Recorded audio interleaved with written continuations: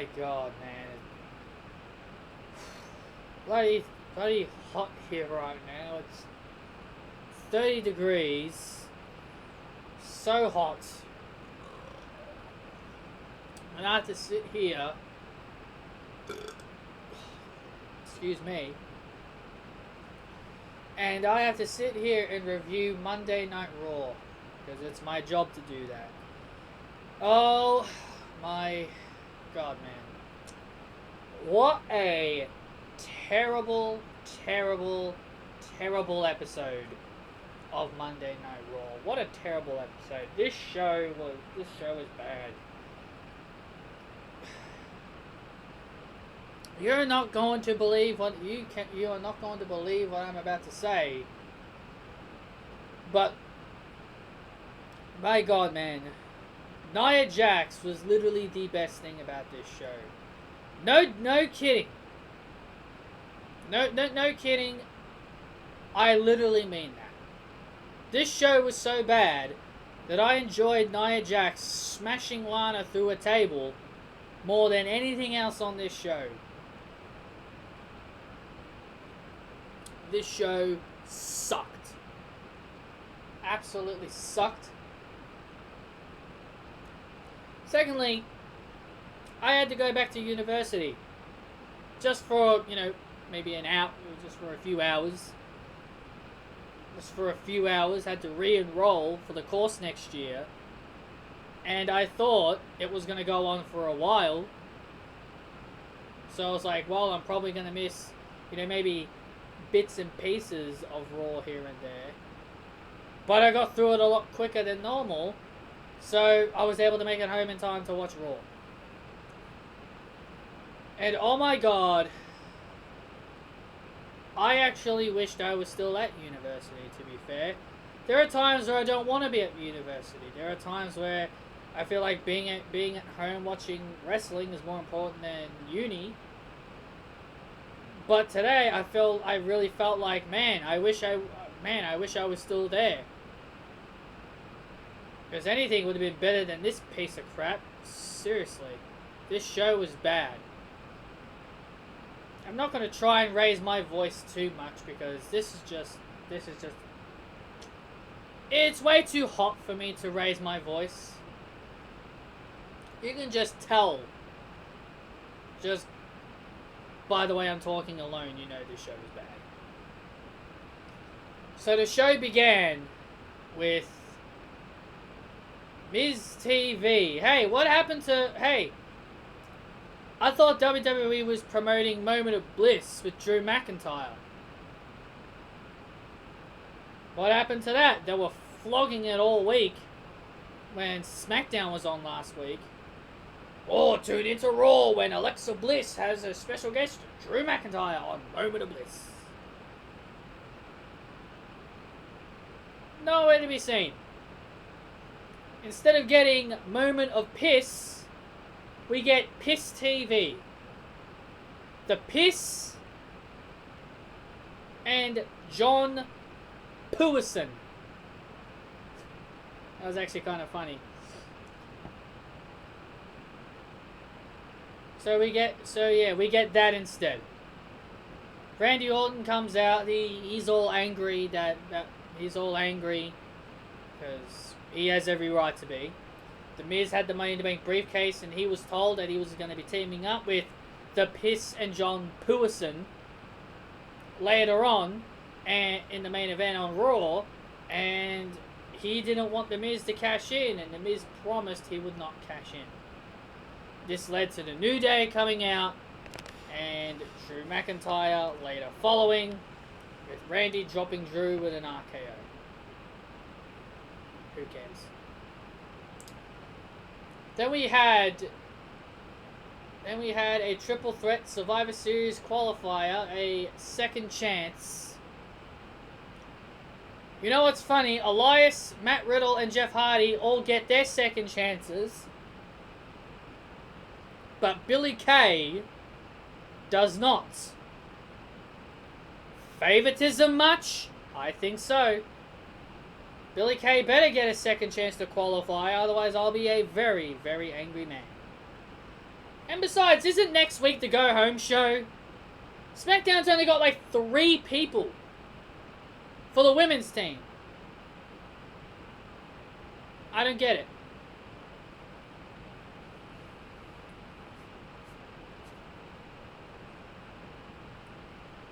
But Matt Riddle, he won this match, and of course he did. Of course he did. Of course Matt Riddle won. Because of course he had to win. Otherwise the fans would have considered him buried. So of course he had to win. So now he's the final member of Team Raw. And you know what? Guess who didn't want to work with Matt Riddle? Seth Rollins. And he's on Team SmackDown. I hope to God that Seth Rollins eliminates Matt Riddle with a curve stomp. Mustafa Ali welcomed Ricochet to Retribution. Well, he would welcome him. You know, I like these Retribution promos. I do like them. I do like them, but I wish they'd win more. That's my only issue. The Hurt Business attacked Drew Gulak, all because they don't like his tie. Yep. Yep. They didn't like his tie, so they attacked him, all because Drew Gulak wanted to join the Hurt Business. So the Hurt Business beat up Drew Gulak, and who happened to be right around the corner when the situation happened? Of course, everybody's favourite superstar, R-Truth, of course. Everybody's favourite 24/7 champion. R-Truth regains his title. For like what, the 41st time? The 43rd time? Then we had Shayna Baszler, or Shayna Bumsler, as I call her, taking on Lana. Now, I will say this. Lana is way more tolerable as a babyface, but that doesn't mean I'm going to like her, and that doesn't mean I'm going to feel sorry for her. I do not give a shit about Lana. You know, I want to get this off my chest real quick here, because tonight just wasn't a good night for the women. I want to make things perfectly clear here. Everybody was so desperate to get those titles off of Sasha and Bayley. You remember when Sasha and Bayley had every single title? People were bitching and moaning and crying and sulking about how Sasha and Bayley take up all the television time, all the screen time from all the other women that deserve it. Yeah, I hope you guys are happy. We get to see Lana every week. Wonderful. Wonderful. Great. I'm so glad that I get to see Lana botch every single week. I'm glad that I get to see Lana show why she's so terrible in the ring. Lana is god-awful in the ring, and I'm so glad that I get to see this bitch get the hell beat out of her every week. Yeah, I'm so glad that Sasha and Bayley are no longer champions, all because you freaking fools and all you freaking little bitchy little crybabies just wanted other women to have a turn. This is what you wanted? It's certainly not what I wanted. I don't want to see Lana on my television.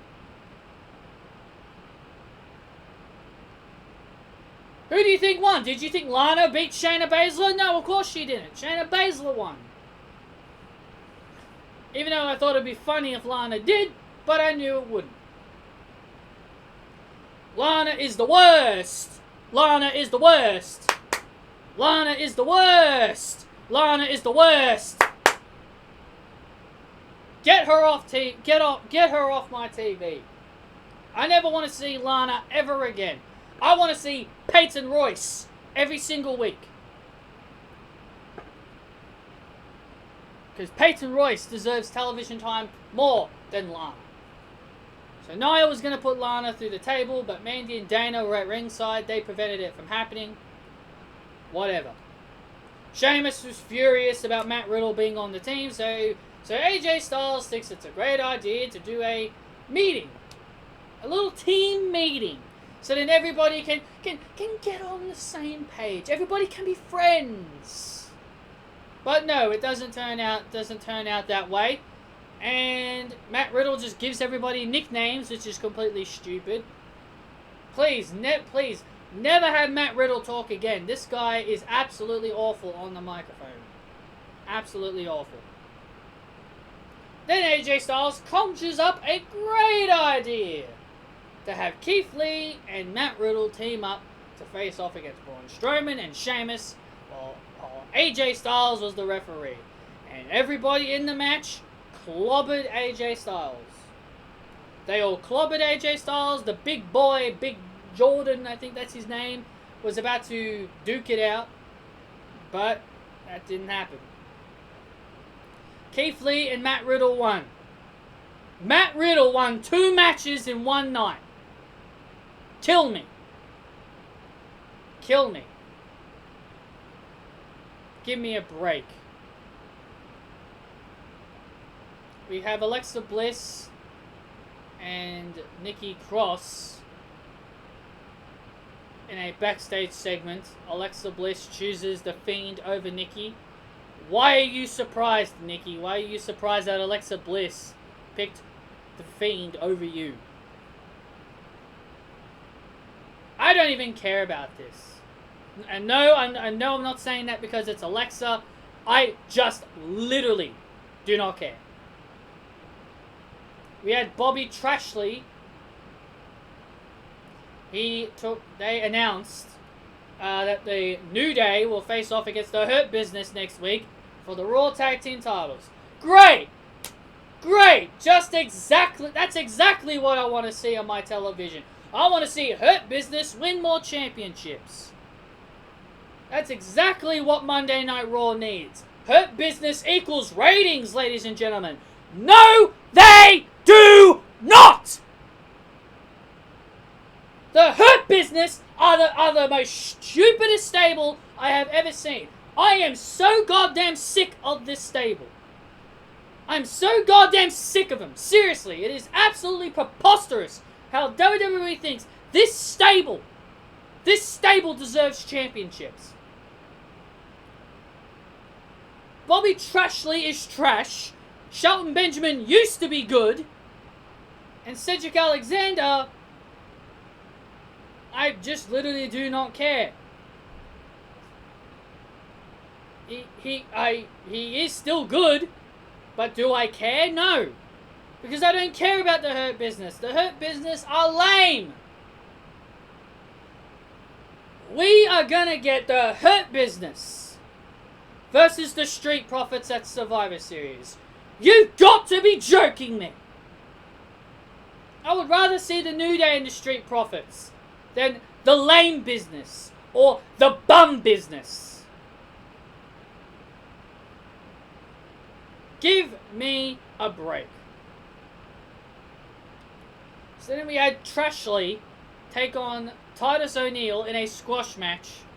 Well, because Titus O'Neil was angry that the Hurt Business treated him like shit. Well, Titus, this is what happens when you have a lame stable who go around recruiting people to join their stable, and then all of a sudden when someone wants to join them, they decline.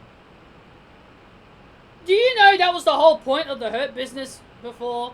Like, they were just recruiting people left and right. They wanted people to join them. But now, all of a sudden, when people actually want to join them, now all of a sudden they're like, nah, we don't need any more members. Nah, we're fine. Nah, we don't want you. Nah. Yeah, nah. Then why did you keep trying to recruit Apollo Crews and Ricochet then? Yeah, but now you don't want anyone. Idiots. This was probably the only funny thing I actually found. This was actually probably one of the most enjoyable things I've seen on the show. It was Sheamus and Drew McIntyre backstage. I actually didn't mind this. I thought this was funny. This was probably the only thing that actually, made me smile early on. Sheamus and Drew McIntyre have a back and forth.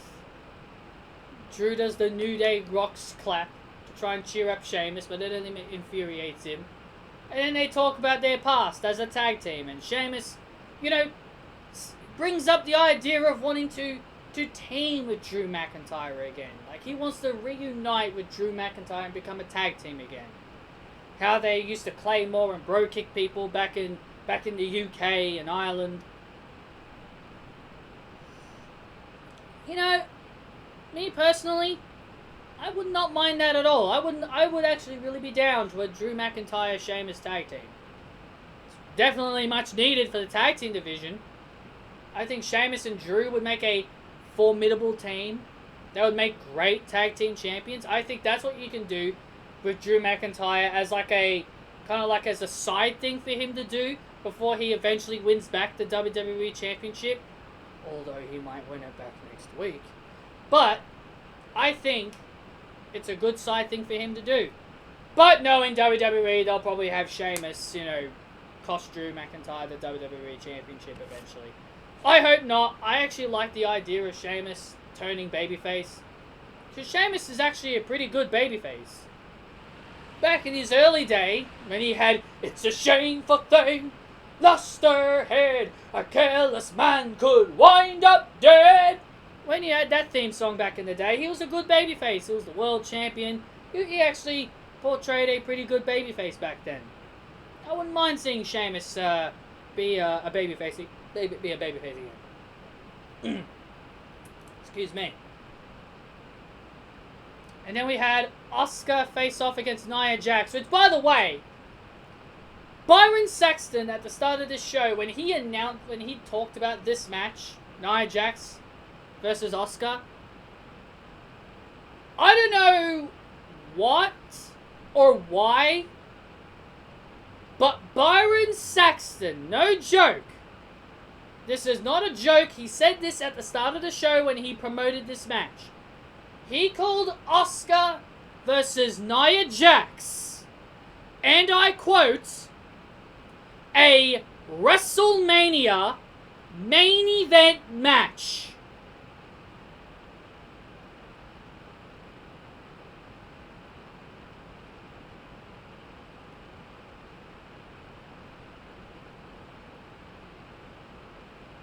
What? A WrestleMania? Like that would be an opening match. That would be more of an opening match than a main event. Give me a frickin' break. Nia is growing on me with the amount of times she keeps smashing Lana through the table, but come on now. WrestleMania main event. This match is mid-card at best if you're going to have them face each other at WrestleMania.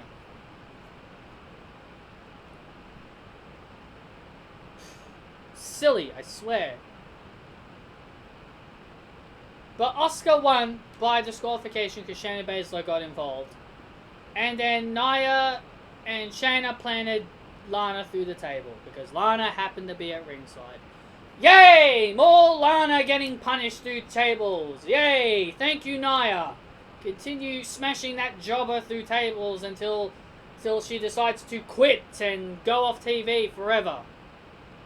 You know, that's the thing I actually really hate. I hate that they're trying to make us feel sorry for Lana, and secondly, they're giving her this babyface character. Now, as I said, I can tolerate Lana more as a face, but the thing is, they're trying to make her feel like a fighter. They keep saying, "Oh, she's perseverant. She will keep on fighting. She'll fight and fight and fight. She will not stay down." Seriously, Lana is trash. You're gonna get you mean to tell me you're gonna tell me that? Lana is awful. Sure, that's what babyfaces are supposed to have. They're supposed to have a fighting spirit, you know? But if Lana was actually a good wrestler, maybe I'd buy it.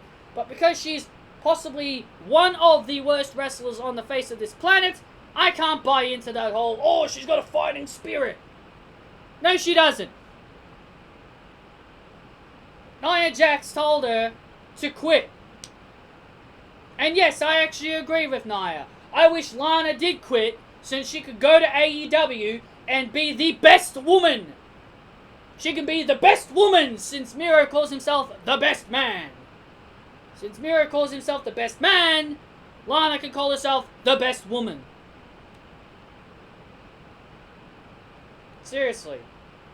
Get Lana off my TV forever!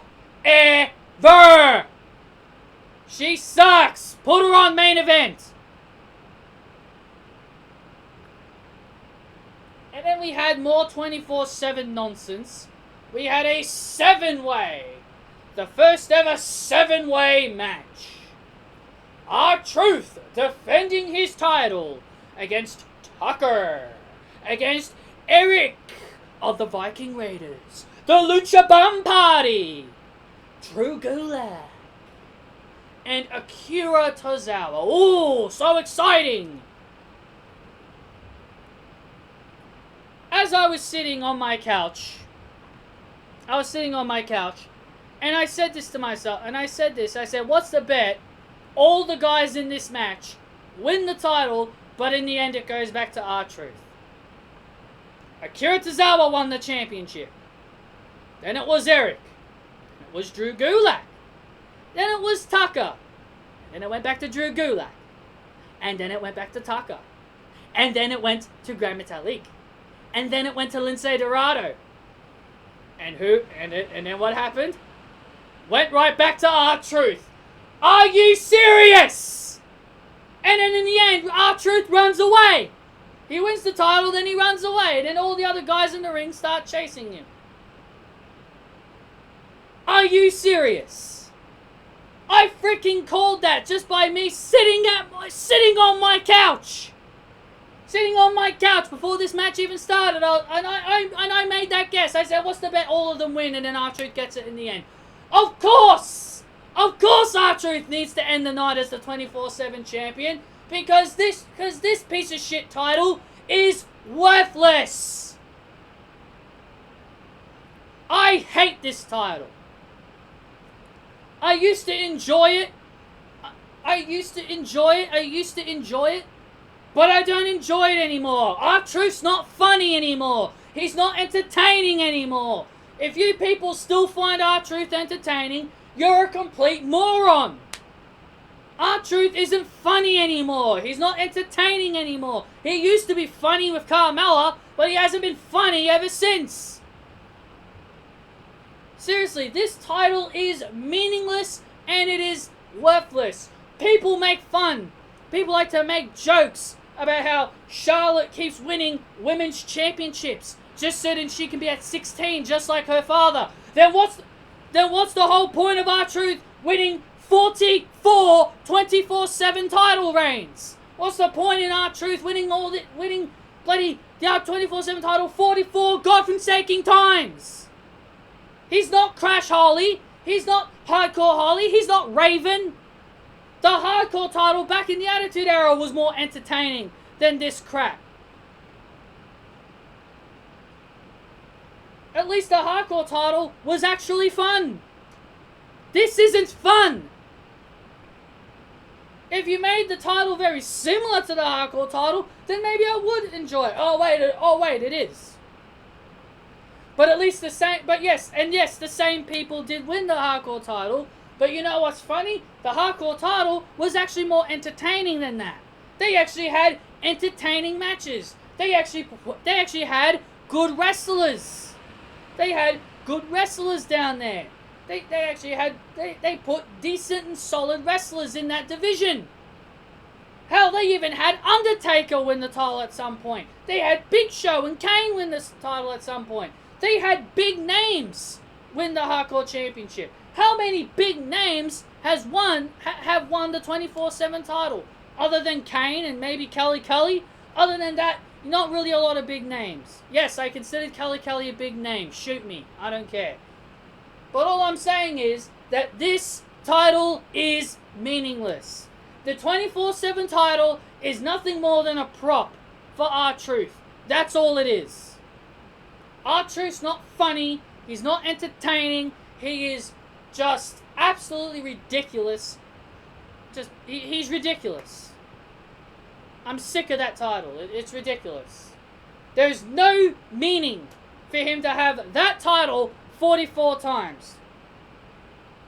Everyone likes to joke about Charlotte being a 12-time champion because of her father, which that could be partially true, but I don't think so. Give me a break. Give me a break with this 24/7 crap.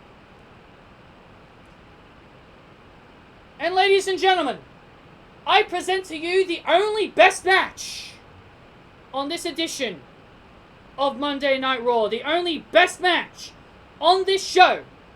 The only match. The only match. And I seriously mean it. The only match that I enjoyed on this piece of junk show was Ricochet versus Mustafa Ali. The only match that was entertaining. I normally say the women are the best things about this show, but yes, I already did say that. I consider Nia the best thing on the show because of her smashing Lana through tables every week. But Mustafa Ali and Ricochet was the best wrestling match on this show. Those two had a great match, and Mustafa Ali ended up winning. And finally, Retribution finally won a match. Hallelujah. Can they keep the momentum going? I guess we'll soon see. But it was a good match nonetheless, and I really enjoyed it. And then the main event was Drew McIntyre and the New Day versus Randy Orton, John Morrison, and The Miz, or as I called them, The Piss and John Pewison. Because I've lost interest in The Miz and John Morrison. And this was before, and then Adam Pearce informs Randy Orton that he's going to defend the WWE title next week against Drew McIntyre. Yeah, of course he is. Yeah, of course. Even though Drew McIntyre said their Hell in a Cell match was their last match in their whole rivalry, Drew McIntyre still continued the feud with Randy. I fully expect Randy to lose, but I am hoping Randy does retain.